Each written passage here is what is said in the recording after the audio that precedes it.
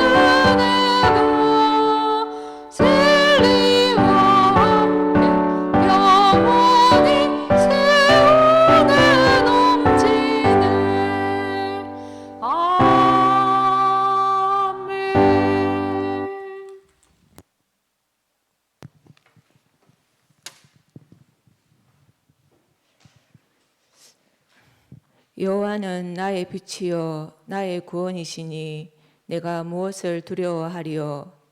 여호와는 나의 구원의 능력이시니 내가 누구를 무서워하리요. 악인들이 내 살을 먹으려고 내게로 왔으나 나의 대적들 나의 원수들인 그들은 실족하여 넘어졌도다. 아멘. 하나님, 우리에게 빛이요 구원이요 생명의 능력으로 찾아오셔서 우리에게 하나님 아버지 되어주심에 참으로 감사를 드립니다. 그 하나님 아버지가 또한 또 사단의 근세를 꺾어주심에 참으로 감사를 드립니다. 하나님을 떠나서 영적으로 죽을 수밖에 없었던 우리를 인간의 방법으로는 도저히 구원하실 방법이 없었는데 그리스도 십자가의 보혈의 피로 우리를 하나님 자녀 삼아주시고 끝모를 운명과 저주와 고통 속에서 우리를 건져주시니 참으로 감사를 드립니다. 하나님, 그리스도 십자가 보혈의 피로 우리의 영적 문제를 단번에 해결하시는 건 맞지만 우리가 살아가는 현실은 우리의 영적 상태는 여전히 사단에게 이끌려 살아가고 있습니다. 하나님 자녀가 하나님 자녀답지 살아가지 못하도록 우리가 불신앙 가운데 있도록 우리가 정체성을 잃어버리고 사명을 감당하지 못하도록 사단은 늘 우는 사자와 같이 우리를 상기려 들고 있습니다. 하나님, 우리가 사단과의 싸움에서 승리할 수 있도록 우리를 도와주시옵소서. 강단에서 말씀을 깊이 새기고 그 말씀을 가지고 기도하게 하여 주시옵소서. 그 기도의 힘으로 사람을 살리는 전도의 대열 속에 그래야 하나님, 우리가 하나님 나라의 좋은 영적 군사로 좋은 영적 일꾼으로 우리를 세워 주시옵소서. 하나님, 우리의 연약함과 부족함과 또 영적 무지를 아시고 강단의 축복을 주시니 참으로 감사를 드립니다. 우리가 강단의 말씀에 집중하는 인생을 하나님 붙들어 주시옵소서. 강단의 말씀 들고 서시는 목사님을 하나님 축복하여 주시옵소서. 말씀의 모델로 또 신앙의 모델로, 전도의 모델로 오직 하나님께 영광 드리는 인생으로 축복하여 주시옵소서. 하나님, 교회에 또 비대면 예배처들이 많습니다. 우리 교회가 그 비대면 예배체를 위해서 정말 진짜 망대가 되기를 원합니다. 하나님, 우리가 흔들리지 않고 졸지도 않고 우리가 오직에 집중하는 진짜의 절대의 망대가 되게 허락하여 주시옵소서. 하나님, 또 이번 주 세계 선교 대회가 있습니다.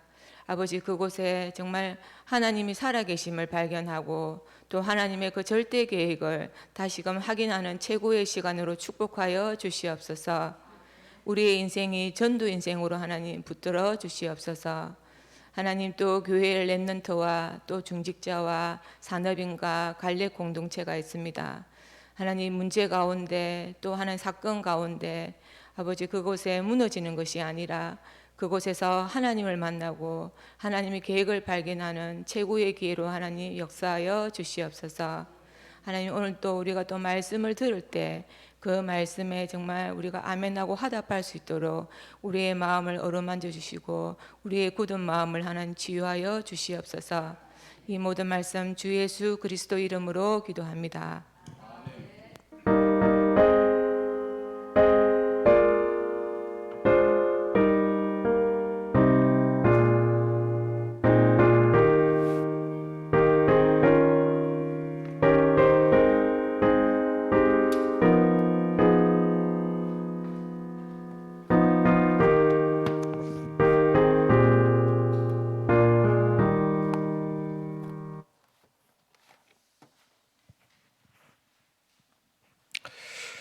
하나님 말씀 봅니다. 마가복음 봅니다. 마가복음 3장.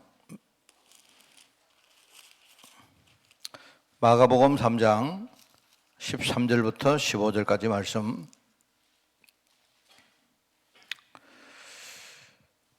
마가복음 3장 13절에서 15절을 같이 읽겠습니다. 56쪽에 말씀이 나옵니다. 마가복음 3장 13절에서 15절. 우리 합독합니다. 또 산에 오르사 자기가 원하는 자들을 부르시니 나온지라. 이에 12를 세우셨으니 이는 자기와 함께 있게 하시고 또 보내사 전도도 하며 귀신을 내쫓는 권능도 가지게 하려 하심이라. 아멘. 자, 오늘 67과입니다. 목회 전문화와 교인들의 응답이라는 제목입니다. 목회.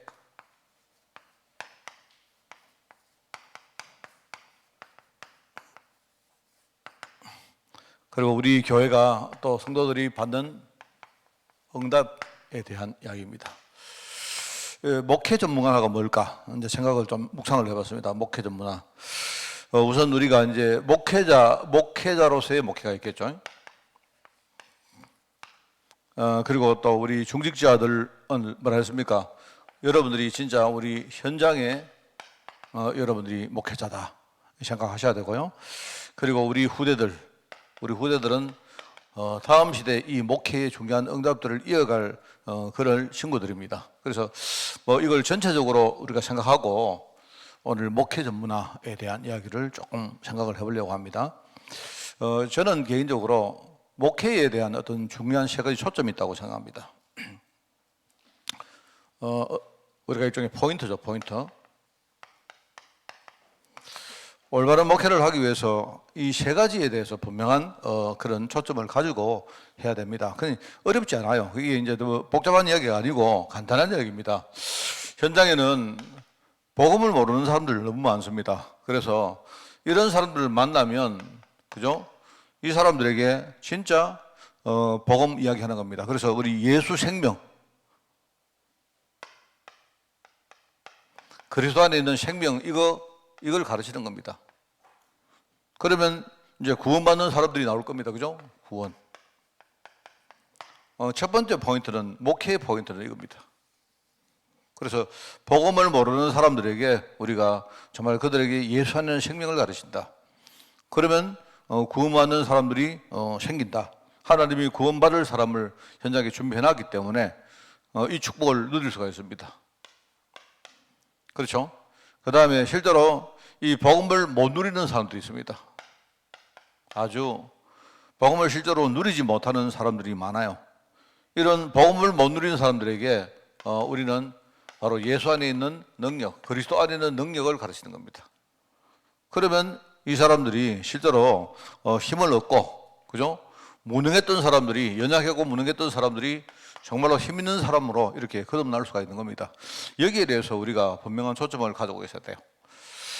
그래서 많은 그 목회자들이 제가 볼 때 실수하는 게 뭐냐니까 자꾸 목회자의 어떤 무슨 영권 이런 이야기 하는데 그거는 내가 볼 때 완전히 틀린 이야기입니다. 예수 안에 있는 능력을 우리가 가르치는 겁니다. 그리고 예수 그리스도 제대로 누리면 그 안에 능력이 나오는 거예요. 이거를 여러분 분명히 아셔야 되고요.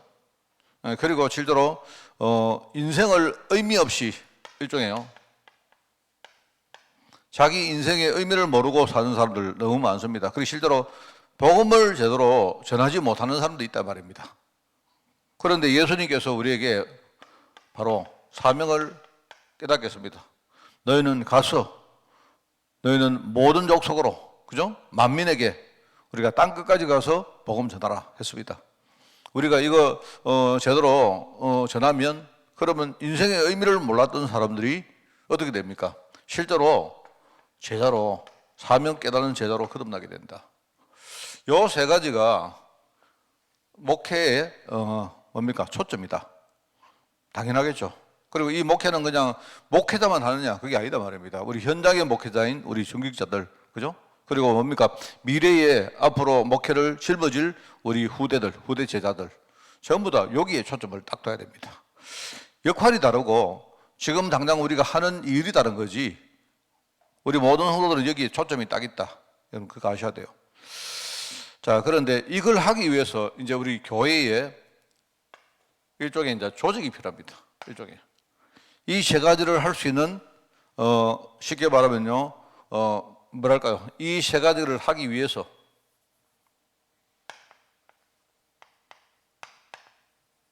이 첫 번째는 우리가 조직이 필요하다, 조직. 이 세 가지를 계속 지속적으로 그리고 원만하게 이렇게 할 수 있는 조직이 있으면 좋겠다.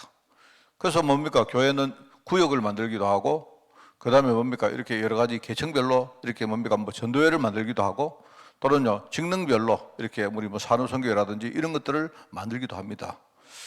그런데 여러분, 조직하고 시스템은 달라요. 조직은 뭡니까? 일종의 외형이라면 안에 있는 것이 일종의 시스템이라고 할 수 있습니다. 그죠? 이 조직을 실제로 원활하게 돌아갈 수 있도록 만드는 게 시스템입니다. 그렇죠? 그리고 이 시스템을 우리가 제대로 돌리기 위해서는요, 리더가 필요합니다. 실제로 그 소수의 제자, 실제로 이 조직을 이끌어가는 제자가 필요하다. 이런 것들로 이제 구성이 되어죠. 그리고 이걸 하기 위해서 우리가 이제 조직을 갖추기도 하고 시스템을 만들기도 하고 그리고 뭡니까? 리더를 세우기도 한다. 그렇습니다. 어떤 분이 제게 이제 캠프를 묻더라고요. 캠프. 아마 우리 잘 모르고 이제 새 신자가 캠프가 뭡니까? 이래 묻는데 캠프는 이 세 가지 하는 게 캠프입니다. 조직을 만들어 놓고 조직을 껍데기만 만드는데 껍데기가 다 아닙니다. 그 조직이 뭡니까? 중요한 이 세 가지 포인트에 뭡니까? 초점을 딱 맞추고 뭔가 돌아갈 수 있도록 중간 안에 내용을 만드는 거예요. 그 시스템입니다. 그러면 이게 중요한데 실제로 뭡니까? 이 시스템을 만들고 운영하는 사람은요 극히 소수의 제자입니다. 그 굉장히 중요합니다. 그래서 우리 조직이 잘 되어지려고 하면요 우리가 조직을 맡은 회장, 리더가 있지 않습니까? 이 리더가 이걸 제대로 이해하고 있어야 돼요. 이걸 제대로 이해하면요 리더 한 사람이 이거 이해하면요 완전 달라집니다. 교회 이러면 담임 목사가 그렇고요. 예를 들어 가지고요. 제가 뭐 우리 예컨대 이런 겁니다. 우리 성가대가 있는데 성가대에 대장이 있고 예컨대 지휘자가 있고 있지 않습니까? 근데 지휘자 같은 사람들이요. 이걸 제대로 이해해버리면 성가대를 완전히 바꿔버립니다. 이게 굉장히 중요합니다. 뭐 잘한다 못한다의 개념이 아니고 이거를 제대로 나는 지금 겉으로 볼 때는 성가대 지휘를 하는 것처럼 보이지만 뭡니까? 실제로 우리 성가대 안에 이 중요한 시스템을 내가 만드는 사람이다. 운영하는 사람이다. 이렇게 생각하고 하면요. 이 성가대가 굉장히 힘을 얻고 성가대가 하는 이 성가를 통해 가지고요. 교회 전체가 바뀌어버린다. 그거 실제로 우리가 많이 보죠. 이걸 하기 위해서 이런 것들이 아마 이제 목회다. 이렇게 여러분이 보시면 됩니다. 그래서 저는 목회를 잘 못하는 편인데 제가 봐도 목회를 잘 못하는데, 그런데 제가 목회를 잘 못하지만 초점은 분명합니다. 저는요. 초점은 굉장히 분명합니다. 그래서 초점이 분명하고, 제가 늘 우리 재정부하고 저하고 대화하는 게 있습니다. 재정부 보고 뭐라고 하느냐? 제가 재정부 보고 제일 쉽게 알아듣기 쉽게 하는 말이 뭐냐? 제발 매주 헌금 개수하는 개수원 되지 마라. 헌금을 개수하고, 그죠? 헌금 그거 기장하고, 그 다음에 뭡니까? 여러 가지 뭡니까? 장부 가져와서 결제 맞고, 그거는 삼척동자도 다룰 수 있습니다. 예컨대 우리 교회에 렘넌트 애들 훈련시켜가지고 그거 시켜도 다룰 수 있어요. 어쩌면 걔들이 더 다룰 수도 있습니다. 그런데 뭐냐니까, 재정부는 그거 하면 안 된다. 재정부는 재정이라는 걸 가지고 캠프하는 조직이다. 여러분 이 말 이해하시겠죠? 근데요, 이 간단한 말을 이해 못하는 성도들 너무 많습니다. 그리고 제가 옛날에 어릴 때, 저는 재정부 이러면요, 제가 어릴 때 모교에서 봤던 여러 가지 이미지가 있어요. 제가 이제 다녔던 교회는 굉장히 큰 교회였습니다. 큰 교회다 보니까 당연히 헌금도 많이 안 나오겠습니까? 그죠? 헌금이 많이 나오는데, 제가 이제 한 중학교 때였는가? 그쯤요, 우리 중등부가 있었는데, 중등부 옆에 조그마한 방이 하나 있었어요. 그리고 방이 하나 있었는데, 항상 지나다니면서 제가 보니까, 여기에 딱 보니까 재정부실 이렇게 써놨어요. 그 재정부실인데 늘 가보면 재정부실은 비어 있어요. 왜냐니까 재정부실이 뭡니까? 따로 방이 필요하니까 재정부실인데, 그죠? 근데 방이 비어 있는 이유는요, 일주일에 딱 한 번만 가동하기 때문에 그래요. 그래서 저희들이 이제 평일날은 막 이렇게 거기 가서 이렇게 쓰기도 하고 회의도 하고 이렇게 했는데, 주일만 되면요, 거기 항상 딱 보면 출입금지, 주일날 이렇게 밖에다 출입금지 탁 붙여놔요. 그리고 안에 문을 딱 잠궈. 그래가지고 옛날에 어떤 집사님들이 앞에서 이렇게 막 지킵니다. 지켜가지고. 그래가지고 막 사람을 이렇게 엄격하게 못 들어오게 만들고. 그리고 안에 있는 분들이 탁 들어가면요, 문을 안에서 막 딱 잠가요. 어릴 때 제 마음에 그거 되게 이상해 보이더라고요. 그럼 저 뭐 할까? 제가 이제 나중에 이해를 했는데, 저기 뭐 할까? 도대체 왜 문을 잠글까? 근데 내가 되게 궁금했다니까요. 그래, 어린 마음에, 저기는 좀 이상한 데 뭐이다. 특별한 데 뭐이다. 이렇게 생각했어요, 그게. 그래서 이제 나중에 이제 어른 되어서 이렇게 설명을 들어보니까 뭐냐니까, 교회에서, 이런 겁니다. 교회에서, 하나님이 이렇게 우리 하나님께 드리는 헌금을, 성물을 함부로 관리를 하다가, 그죠? 혹시나 누가 훔쳐가든지 이렇게 하면 안 되지 않습니까? 그러니까 그거는 굉장히 불경한 거기 때문에 이분들이 관리를 잘 하는 거예요. 그런데 관리를 잘하긴 잘하는데, 마치 내 느낌에 경찰서 들어가는 느낌, 예컨대 이런 거 비슷하게 느꼈다. 그래가지고 내가 참 그랬는데, 나중에 이제 우리가 청년되고 어른이 딱 됐을 때, 그죠? 누가 얘기하는데, 저기 들어가려고 하면 아무나 들어갈 수가 없다는 거예요. 쉽게 말하면 재정부가 되려고 하면, 여러분 그렇습니다. 재정부가 되려고 하면요, 굉장히 많은 검증을 받아가지고 특별히 교회에서 엄선한 사람만 이렇게 재정부가 될 수 있다 이렇게 하는 거예요. 그렇지 않겠습니까? 그건 틀린 말은 아니겠죠. 왜냐니까 교회 재정을 함부로 이렇게 누가 관리하고 하면 안 되겠죠, 그죠? 이분들이 그래서 제가 늘 이제 끝나고 이분들이 탁 나올 때 이분들이 막 줄을 서가지고 이렇게 뭔가를 팍 들고 이렇게 나와요. 나오는데 알고 보니까 그게 이제 헌금이더라고, 헌금. 헌금인데 굉장히 엄격하게 이분들이 다 이렇게 줄을 쫙 지어가지고 나옵니다. 그래서 저 정도 되려고 하면 보통 사람은 저기 안 되는구나 생각했어요. 그래서 제가 이제 지금 생각해 보니까 그분들은 아마 엄격하게 하고 했는데요, 기껏 해봤자 교회 살림을 사는 사람 아니겠습니까?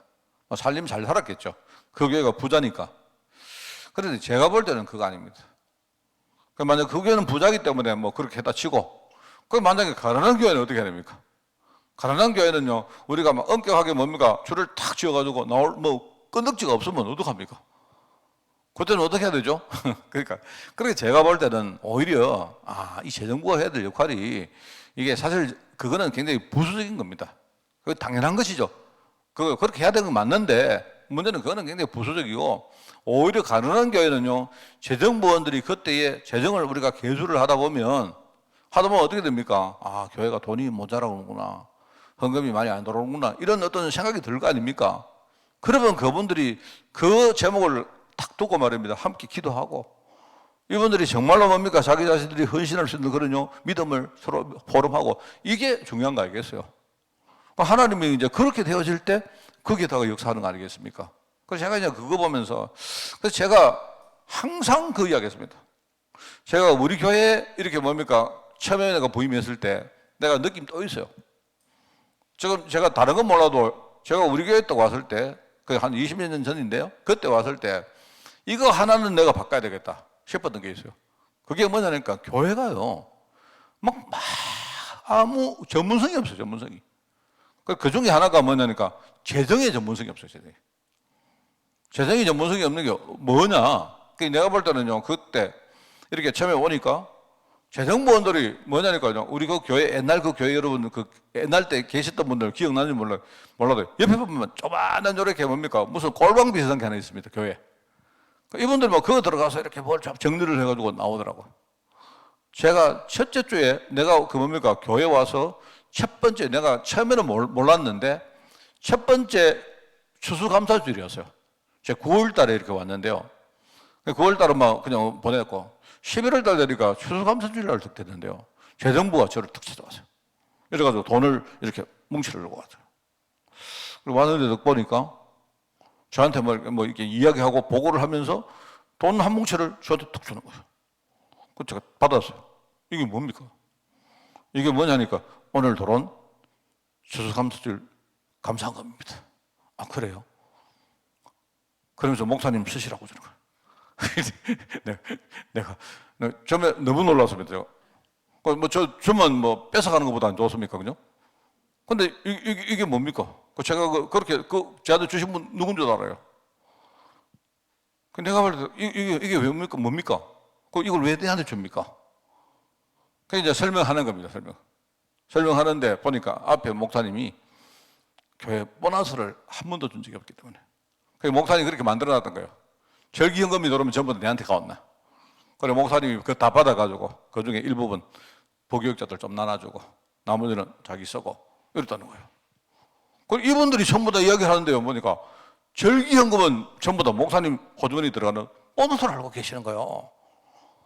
그래 내가 그날 막 완전히 떡궁이 열렸습니다. 그러니까 그때 내가요. 재정하시는 분들 다, 난 누가 재정하는지 몰랐거든요. 재정하시는 분들 다 데려오라고. 그래 내가 이거는 아니다. 도대체 이게 뭐냐? 근데 제가 그때요. 내가 재정하시는 분들이 전부 다 여자집 살림 3명이 재정을 하다. 도대체 남자들은 뭐 하노 도대체. 내가. 그래 이거는 진짜 바꿔야 된다. 내가 이거 바꿔야 된다. 뭐 우리가 헌금을 많이 뭡니까 하고 하라고 그 문제가 아니고요. 도대체 이게 뭐냐 도대체. 그래서 내가 그때부터 시스템을 딱 만들었습니다. 사실요, 제가 여러분, 이거는 뭐 자화자찬이 아닙니다. 그게 아니고요. 이게 뭐 아무것도 모르는 겁니다. 아무것도 사람들이 지금요, 헌금이 뭔지도 모르고, 어떻게 해야 되는지도 모르고, 이걸 어떤 식으로 관리해야 되는지 이것도 모르고요. 저는요, 그때부터 이게 뭔가 교회 다른 건 몰라도 재정 하나만이라도 내가 시스템 만들어야 된다. 이랬는데, 제가 하여튼 뭐 여러 가지 과정을 거쳐가지고 해나갔어요.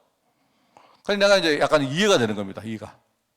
11월 달에 이해가 되는데 제가 10월 달에 중국을 잠깐 갔다 왔거든요. 제가 우리 교회 부임하자마자 그죠? 중국을 갔다 온 겁니다.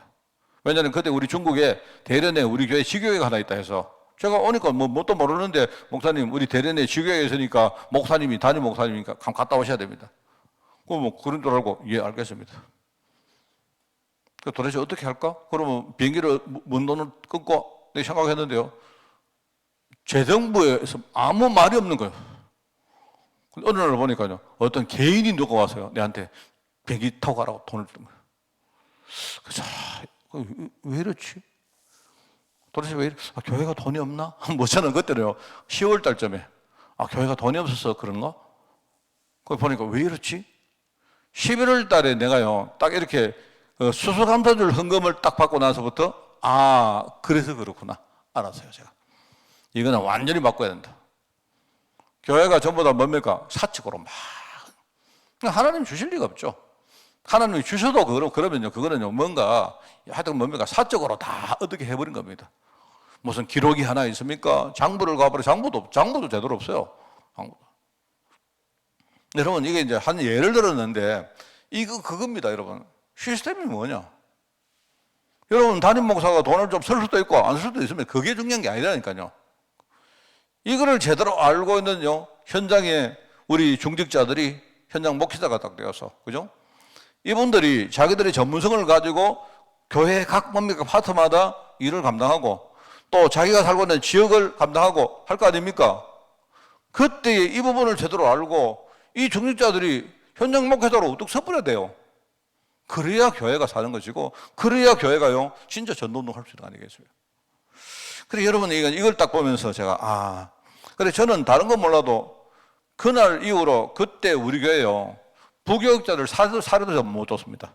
저는 정말입니다. 제가 보니까 이거 뭔가 싶더라고요. 이래가지고 부교육자들 사례를 어떻게 주나 싶더라고.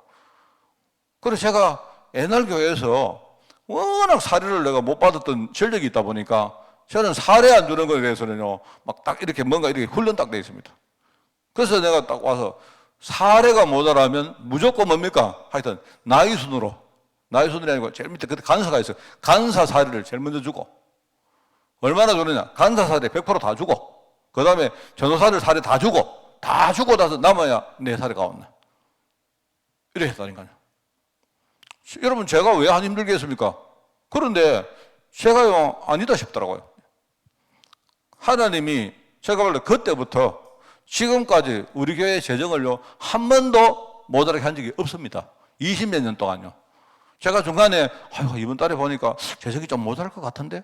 이런 데 많았어요. 그런데 한 번도. 결과적으로 한 번도 하나님이 모자라게 한 적이 없어요. 그래서 저는, 여러분, 제가 돈 이야기 하는 걸로 들리십니까? 그러면 잘못 들으신 거예요. 뭔 말 알겠죠? 이게 목회 전문화입니다. 목회 전문화. 자, 그러면은 어떤 열매가 나오느냐? 뭐 열매가 많이 나올 수 있겠죠. 특별히 오늘 이제 성도가 받은 응답을 했으니까 이 열매는 거의 다 성도들이 누리고 맺는 것일 것입니다. 그죠? 그래서 제가 몇 가지를 이야기하면 첫 번째는 이거기 때문에 성도들이 구원받고 나니까 얼마나 감사하겠어요.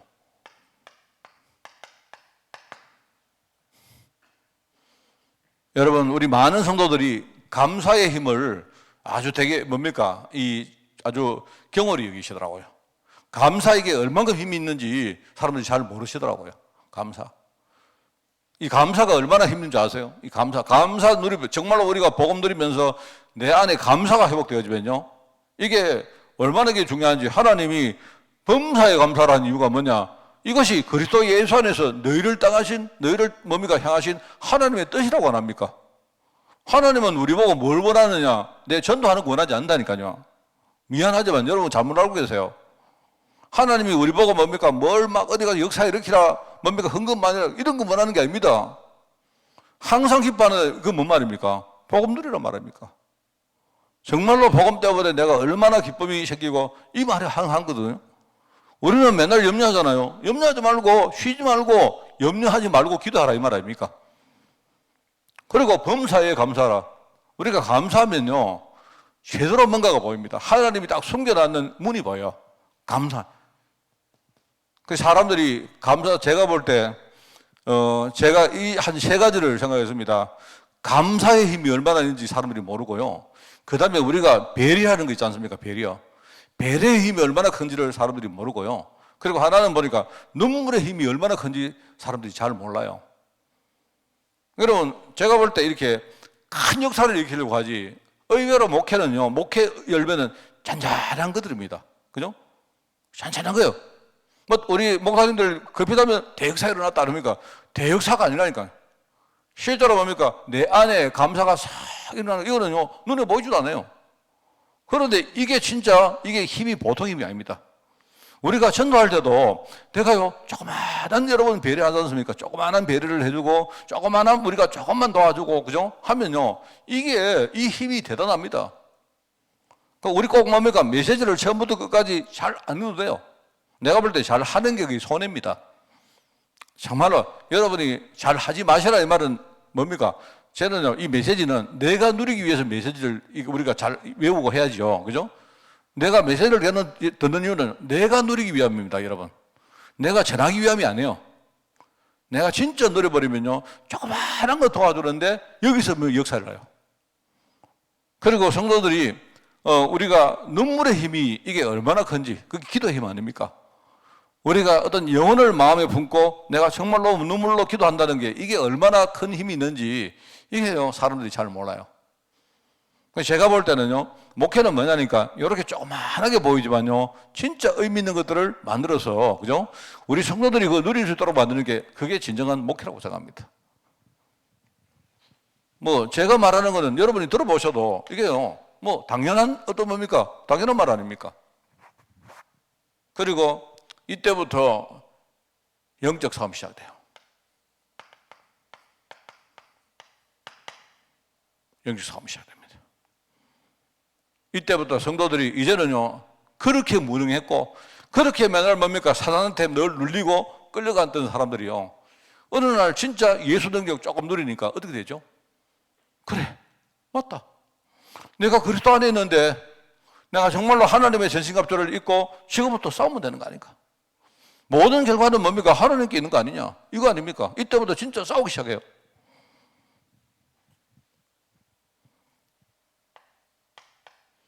이러면서 제자로서 헌신을 하기 시작합니다.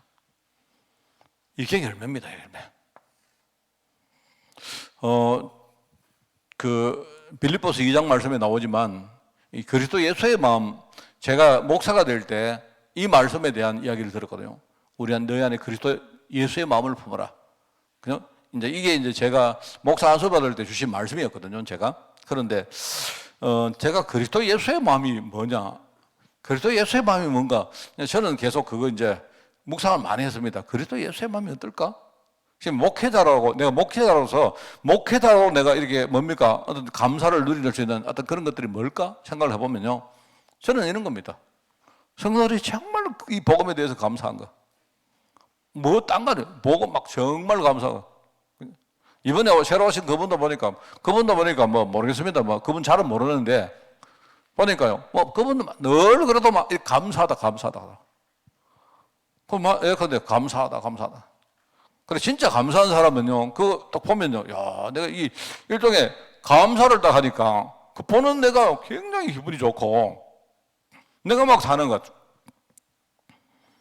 이겁니다. 그리고 그렇게 무능했던 사람들이, 이제 지금부터는요, 우리가 진짜 복음 붙들고 싸우기 시작하는 거예요. 목사님, 내가 진짜 영적으로 싸울 텐데, 목사님이 진짜 배경돼 주십시오. 저는 그런 말을 들을 때에, 마치 내가 이렇게 목회자로 훈장을 받는 느낌이에요.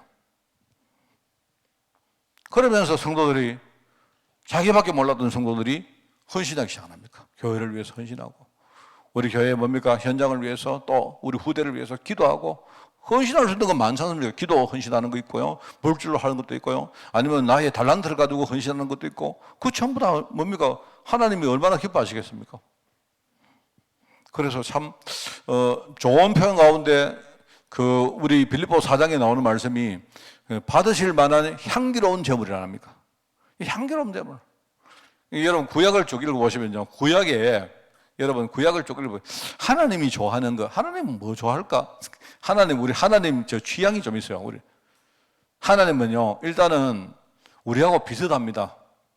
여러분 만약에 제물을 가져왔는데 거기에 막 구린내가 나고 썩은 내가 나면 좋아하겠어요? 근데 하나님은요, 우리하고 비슷하게 냄새가 좋은 거 좋아해요. 이 제물 자체가 향기로워야 돼요. 그리고 하나님은요, 보니까 기름진 거 되게 좋아요. 기름진 거. 뭐 성경에 보면요, 그 제물들 드릴 때마다 기름진 것 가지고 이렇게 뭡니까? 막 드립니다. 기름을 붓기도 하고 막 하죠. 우리도 안 그렇습니까? 기름진 거 되게 좋아합니다.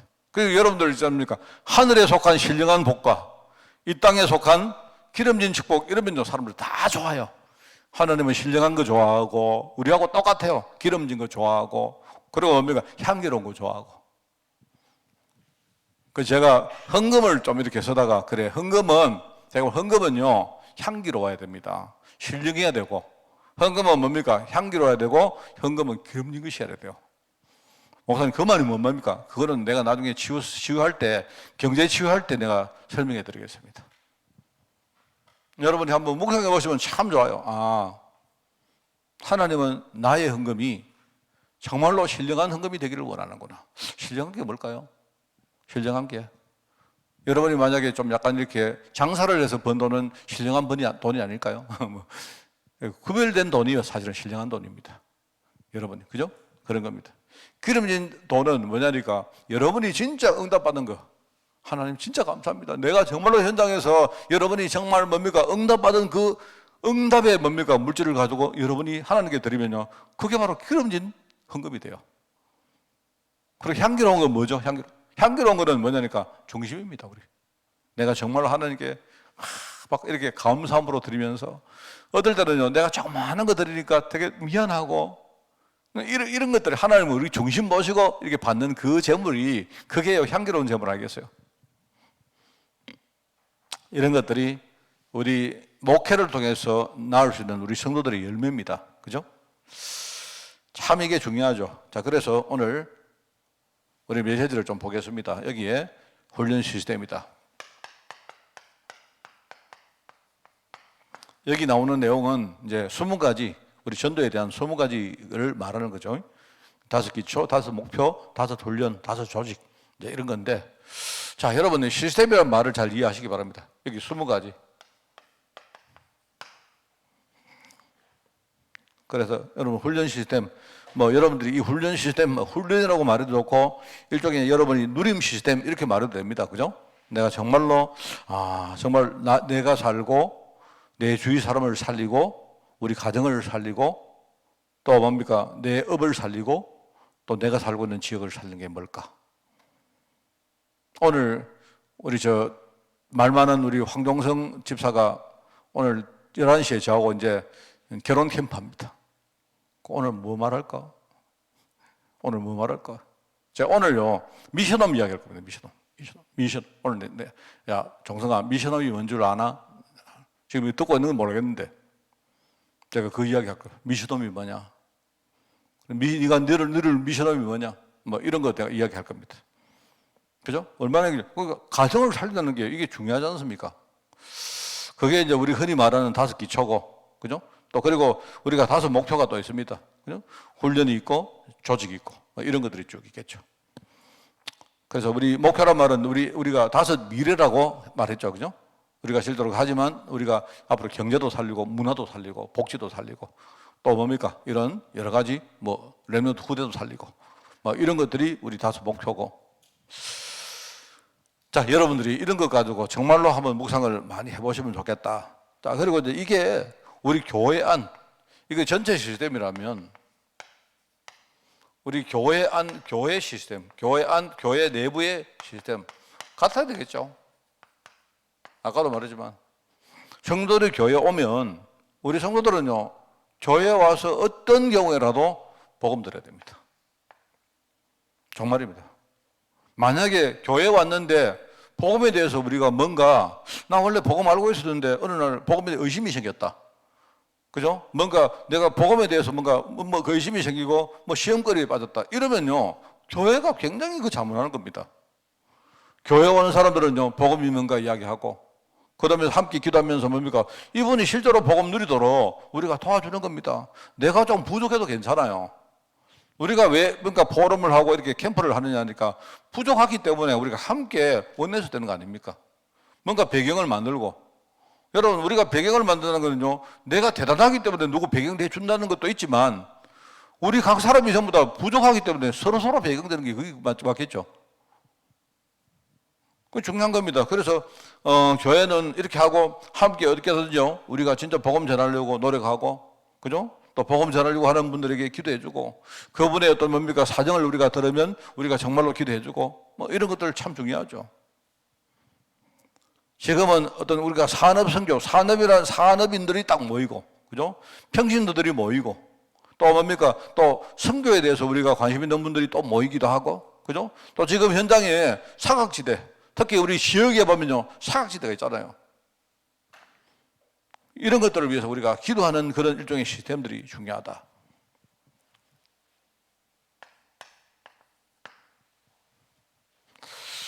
자, 이게 굉장히 중요합니다.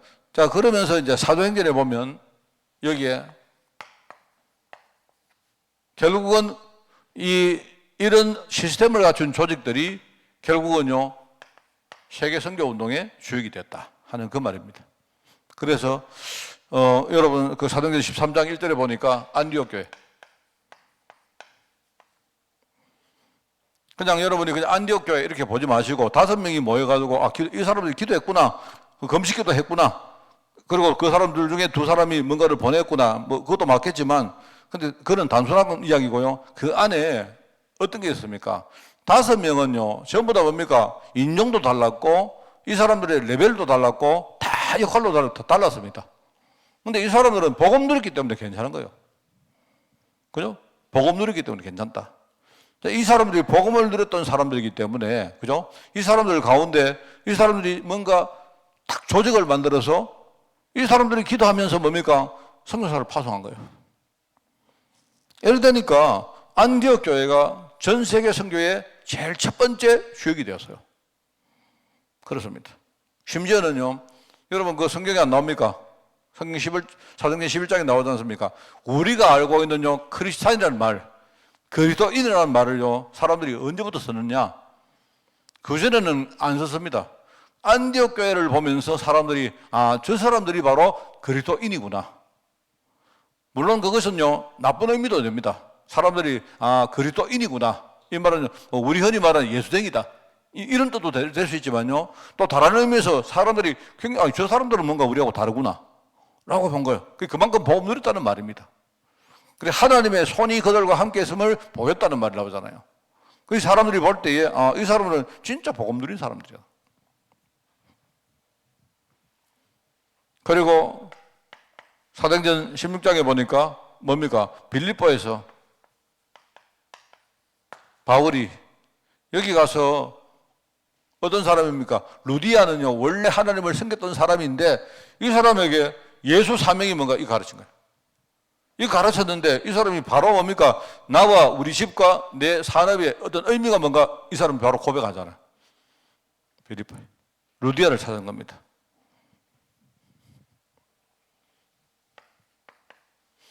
데살로니가 사도행전 17장에 보니까 얼마나 많은 핍박이 일어납니까? 그런데 핍박이 일어났는데 거기 야손이라는 사람이 딱 거기에 일종의 뭡니까? 이 사람들을 프로텍트하는 일종의 뭡니까? 딱 뭡니까? 이 사람 보호하는 보호자가 딱 있어요. 그게 바로 야손이고 야손의 집이었어요. 오히려 뭡니까? 복음 전하다가 핍박받았는데 전도하는 팀들은요 전혀 뭡니까? 이 사람 위해를 못 가하고 그 모든 위해를 야손이 대신 막아줬어요. 야손. 이 사람들이 주역입니다.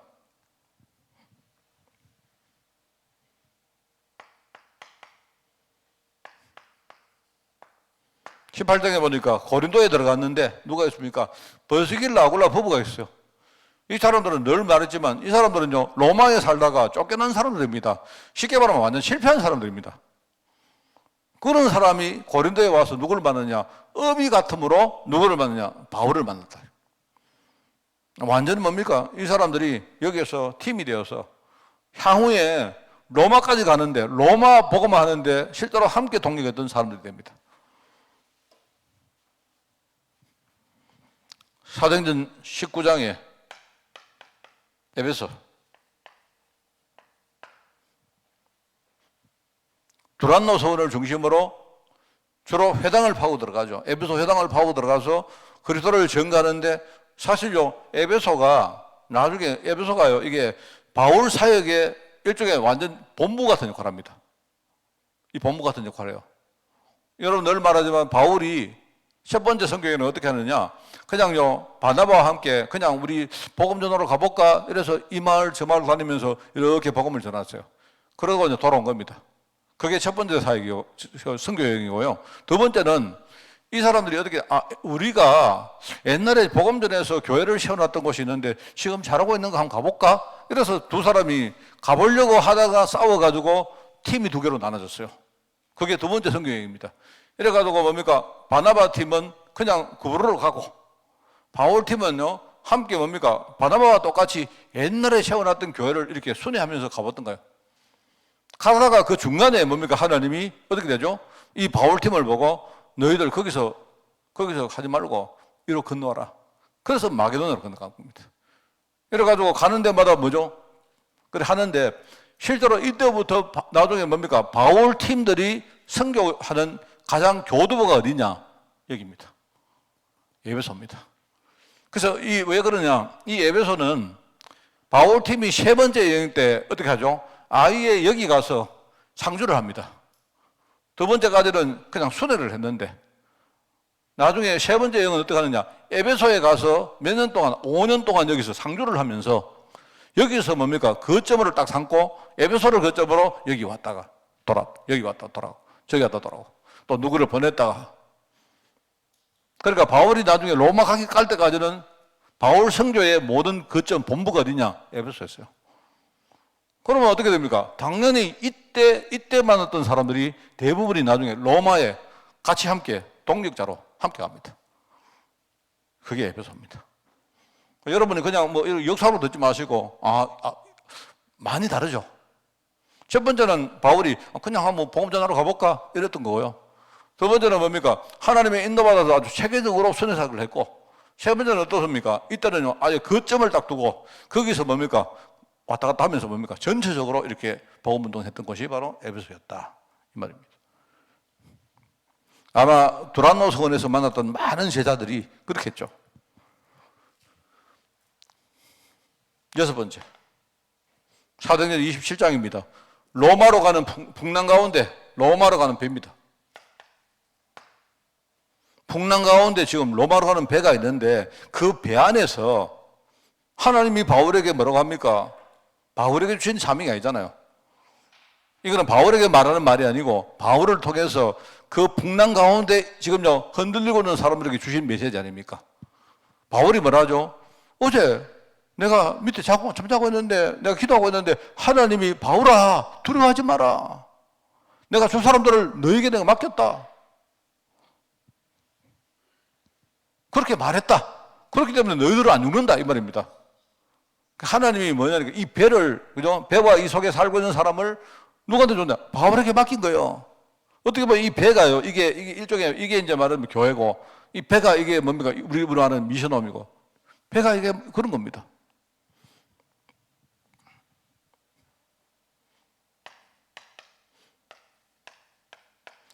여기 보면 성경에는 로마의 전세집이라고 되어 있어요. 그냥 간단하게 나옵니다. 사도행전 28장 30절, 31절 나오죠. 제가 이거 설명해 줬죠. 여기 보면 간단하게 나오는데 바울이 이제 그거 저한테 묻는 사람이 있더라고요. 우리가 흔히 바울이 로마 가서 2번 동안 2번이나 옥살이를 했다고 하는데 그거는 여러분 맞긴 맞는데 여러분 이해를 그렇게 하시면 안 돼요. 바울이 죄수가 되어서 간 게 아니고요. 사실은 바울이 죄수가 된 게 아니고 일종의 미결수입니다. 미결수. 바울이 원래 뭡니까? 이스라엘 지역에서 복음 전하다가 그죠? 복음 전하다가 나중에 핍박을 받았잖아요. 그런데 자기는요 무죄로 풀려났습니다. 그런데 바울이 나는 무죄를 안 받겠다 라고 해서 황제에게 상소를 한 겁니다. 그러니까 아직도 뭡니까? 이 사람의 죄가 끝까지 뭡니까? 판정이 안 난 거죠. 우리로 지금으로 따지면 일종의 미결수입니다. 미결수. 여러분 미결수 아세요? 미결수는 뭐냐니까 여러분이 만약에 죄를 지으면요 검찰청에 가서 조사를 해서 검찰이 여러분을 보시고 이 사람은 재판을 해야 되겠다 싶으면 뭡니까? 이 사람을 재판으로 회부를 해요. 그걸 가지고 기소라고 말합니다. 소가 재판이거든. 기소를 다 하면 그죠? 기소를 하는데 두 가지가 있습니다. 기소를 하되 이 사람은 집에 가서 재판받으러 오소. 그게 이제 불구속 기소입니다. 그래서 이 사람 보니까 죄가 좀 많아요. 그리고 도망갈 것 같아. 그리고 이 사람 그냥 놔두면 증거를 은폐할 것 같아. 도저히 안 되겠다. 당신은 집에 가지 말고 저기 가가지고 구치소 가가지고 그 교도소가 아닙니다. 구치소 가가지고 거기 딱 구속을 딱 시켜놓고 당신은 재판 받으세요. 그걸 가지고 구속 기소를 합니다. 그런데 아직도 뭐죠? 이 사람은 지금 완전히 뭡니까? 죄에 대해서 판정이 안 나는 거예요. 그걸 미결수라고 미결수. 그 바울은 뭐냐? 바울은 미결수입니다. 죄인 아니고. 그리고 미결수가. 그 로마 갔습니다. 그 로마 갔는데 마찬가지입니다. 이 로마 가가지고요 이게 어디 도망가 보면 됩니까? 그래서 로마에서 이게 미결수니까 당신은 집을 하나, 새 집을 딱 얻어가지고 그 집에 들어가서 거기서 그냥 가택연금 상태에서 나가지 마세요. 구속을 닥친 겁니다. 바울이 새 집이니까 자기 돈인지 몰라도 세를 주고 집을 딱 얻어가지고 그 집에 가택연금대. 그게 2년 동안.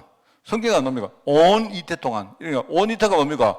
거의 2년 동안. 2년을 완전히 뭡니까? 풀로 그 집에 가택연금돼 있는 거예요. 근데 성경을 읽어보니까 거기 뭐랍니까? 그 가택연금된 집에 사람들이 자기를 찾아왔습니다. 그걸 볼 때 뭡니까? 자기는 못 나가지만 누구든지 마음대로 누가 왔다가 갔다가 뭡니까? 할 수 있던 것 같아요. 그게 가택연금 아닙니까? 그죠? 그랬던 거. 그게 이제 우리가 흔히 말하는 1차 그 투옥이라고 합니다. 사실 감옥에 들어간 게 아니고 가택을 연금돼 있었던 거예요. 그리고 여기 보면요, 참 재밌는 게 여러분 아셔야 돼요. 그때에 그 안에 누가 있었느냐? 바울 혼자 있는 게 아니고 바울을 만나러 온 사람도 있었지만 함께 자기 동역자들이 함께 투옥돼 있어요. 누굽니까? 제일 첫 번째 아리스도라는 사람이 있는데 이 사람은 바울이 로마 갈 때 처음부터 따라갔습니다. 그게 쉽게 말하면 바울이 좀 연약하니까 옆에서 바울의 시중을 들어주고 뭐 밥도 해주고 뭐 그때 뭐 목욕하면요 때도 밀어주고 뭐 그랬던 것 같아요. 이 사람은 아예 아리스도가는요 처음부터 끝까지 동역을 합니다. 이 사람 동행을 합니다. 그 사람이 데살로니가 사람이거든요. 이 사람이. 그리고 여러분 추정해보면 아시죠? 더디오라는 사람이 있었는데 이 더디오는요 바울이 눈이 심심하고 이러니까요 글을 잘 못 써요. 그러니까 바울이 구술해주면 그걸 이렇게 써주는 사람이 있어요. 더디오. 그러니까 여러분이 거기 보면요 바울 그 서신을 보면 바울이 더디오야 다 썼나? 내가 말하는 거 잘 썼나? 한번 가봐봐라. 한번 확인해보자. 보고요. 그래 잘 썼구나. 그러면 바울이 그 밑에다가 그러면 내가 친히 친필로 서명하노니 내가 친필로 써노니 그러면 마지막에 바울이 내가 썼음 이렇게 서명하는 겁니다. 우리가 알고 있는 성경을 다 그렇게 썼어요. 그리고 두기고는 뭡니까? 두기고는 야 두기고야 내가 편지를 내가 어디 보내야 되겠는데 주로 이제 두기고가 뭐냐니까요. 이 우리가 골로새서를 보냅니다. 골로새서, 빌레몬서, 그다음에 에베소서 세 개를 두기고에 보내요. 야, 너 가가지고 그냥 편지 전해주는데 내 사정을 네가 제일 잘하니까 네가 가서 내 마음을 좀 전달해주고 내 대신에 네가 그렇게 내 마음을 좀 전달해주고 대화를 해라. 바울이 제일 믿고 그냥 파송한 사람이 누구냐? 두기고였어요. 두기고. 뭐 그런 사람이 있습니다. 그리고 성경에 보면 쭉 나옵니다. 의사 누가가 함께 있었죠. 그 다음에 옛날에 뭡니까? 도망갔던 마가가 함께 있었죠. 디모데 함께 있었죠. 그죠? 또 거기 데마도 함께 있었죠. 그 외에도 쫙 있습니다. 많습니다. 심지어 에바브라라는 사람은요, 이게 뭐냐니까 에베소가 아니고 에바브라가 뭐 가져왔죠? 맞네. 이 골로새서를 가져온 사람이 누구냐? 골로새 편지를 가져온 사람이 에바브라거든요. 그리고 에바브라가 골로새에서 편지를 가져와가지고 다른 사람 두기고를 보내고 자기는 바울 옆에 남아가지고 함께 사역을 했어요. 그럼 사람들 많았단 말입니다. 엄청 많았어요. 그러니까 이런 사람들이 그 셋집에 함께 머물면서, 그죠? 함께 로마 복음을 한 겁니다. 이게 간단한 성경이지만 이 안에 많은 걸 추정할 수 있습니다. 여러분 성경을 읽어보시면요. 성경에 우리 바울 서신에 많은 내용들이 나와요. 나중에 브리스길라 아굴라도 거기 합류합니다. 사실은. 이런 걸 보면서 우리가 목회가 얼마나 이게 참 어떻게 보면요. 목회는 너무 단순해요. 정말 읽으면 하면 됩니다. 근데 문제는 이렇게 해가지고 정말 이렇게 되어지는 성도가 일어나느냐. 이게 열매거든요. 이게 하나님이 원하시는 목회 전문하고 우리 교인들이 받을 응답입니다. 그죠? 여러분 많이 좀 묵상하시고 오늘 본문처럼 예수님께서 자기 원하는 자를 불렀다 안 합니까? 그들과 함께 있으면서 그들을 또 보내서 전도도 하고 귀신을 내쫓는 권세를 주셨다 하는 말이 나오잖아요. 여러분 이것 통해서 정말로 응답받는 우리 성도들 되기를 예수님 이름으로 축원드립니다. 하나님 아버지 우리 한빛교회 이 축복을 받고 누리게 하옵소서. 감사를 드립니다. 예수님의 이름으로 기도드리옵나이다. 아멘. 우리 주 예수 그리스도의 은혜와 하나님의 그 놀라운 사랑하심과 성령님의 지금 함께 하심이 정말 이 응답 속에서 원내스 되기를 원하는 모든 죄종들 머리 위에 지금부터 영원까지 항상 함께 계실지어다. 아멘.